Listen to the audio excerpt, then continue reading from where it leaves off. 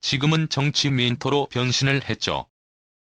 조익신 멘토가 새롭게 리뉴얼한 코너 톡 쏘는 정치입니다. 콩글리시로 구포 친구. 사람들에게 이렇게 설명하곤 합니다. 친구들에게 도움이 되는 사람이다 라고 말입니다. 자고로 입에 쓴 게 몸에도 좋은 법이죠? 조익신이 톡 쏘는 정치권 안팎의 잘못된 행태를 톡 쏴주는 선한 멘토 역할. 우리 멘토스 여러분과 함께 열심히 해보겠습니다.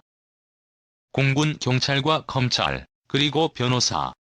슬픔을 넘어 분노로 바뀌고 있습니다. 누구 하나 제대로 한 게 없는 당나라 군대였습니다. 이번 성추행 사건의 결정적인 증거가 된 블랙박스 영상.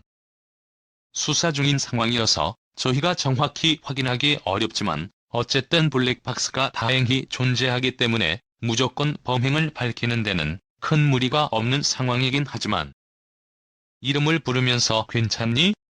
왜 이렇게 술에 취했어? 이렇게 교묘하게 언변을 하면서 앞에 사람 들리게 하면서 그 사이에 그 말을 하면은 더욱더 강하게 성폭력, 강제 성추행을 블랙박스가 없었다면 그날의 진실 그대로 묻힐 수도 있었습니다. 이 중요한 단서 피해자가 직접 구해 군사경찰에 제출한 겁니다. 군사경찰만 믿고 있었다면 어떻게 됐을까요? 초동 수사요? 미동 수사였습니다. 사건을 넘겨받은 군 검찰은 어땠을까요? 군사경찰의 기소 의견을 그대로 뭉개고 있었습니다. 구속영장은 당연하다는 듯 신청하지 않았습니다. 군복무 중이라 도주의 우려가 없다는 기적의 논리로 말입니다. A 중사가 사망한 뒤에야 부랴부랴 조사에 나선 겁니다. 지난달 31일이었습니다.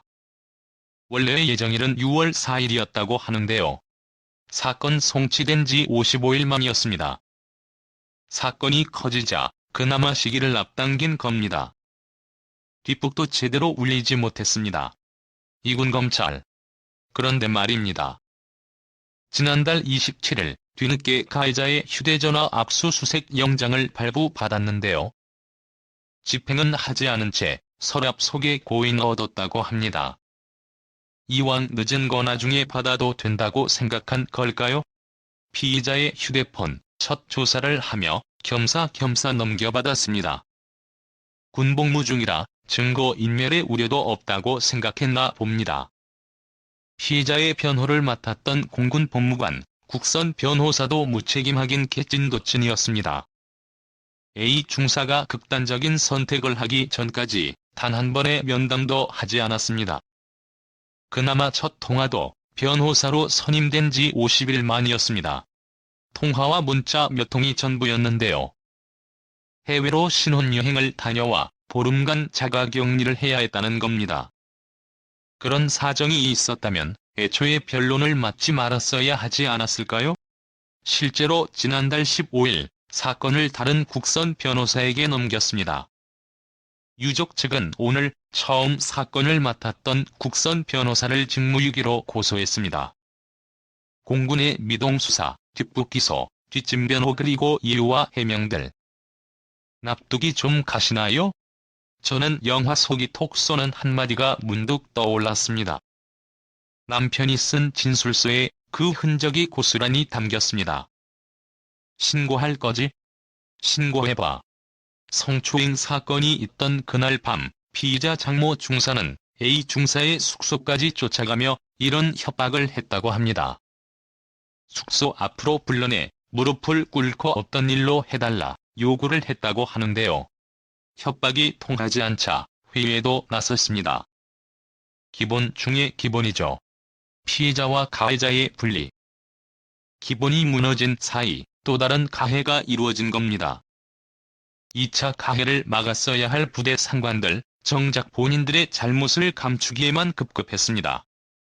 당시엔 코로나19 사태로 일선 부대에 회식 금지 조치가 내려진 시기였죠. 김정환 피해 중사 유족 측 변호사 군 내부의 단합을 위한 회식 자리거나 공식적인 회식 자리가 아니고 지금 이 사건의 은폐에 깊이 관여된 간부의 지인이 개업식을 한다고 해서 회식이 이루어졌던 것이고, 자리에서도 근무를 바꿔가면서까지 동원된 그런 일이 발생한 상황이라 문제가 불거지면 회식 참가자들이 피해를 입는다. 협박 같은 회유를 했다고 하는데요.